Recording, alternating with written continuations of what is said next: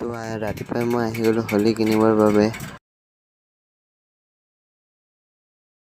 তো এয়া মই হোলী 5 টকা লৈ লৈ লগত 2টা পেকেট খাবলৈ লৈ ল'লোঁ।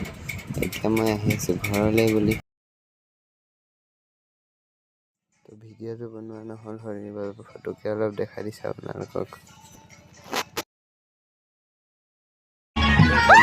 এনজয়, আপোনালোকে এনজয় কৰক।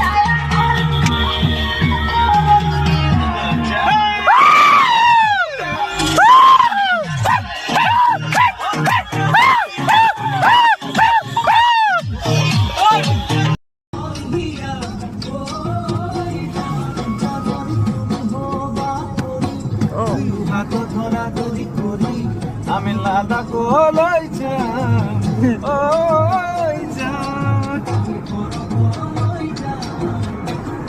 লাদাখ কি হৰগৰ নিচিনা নহয় নেকি কচোন?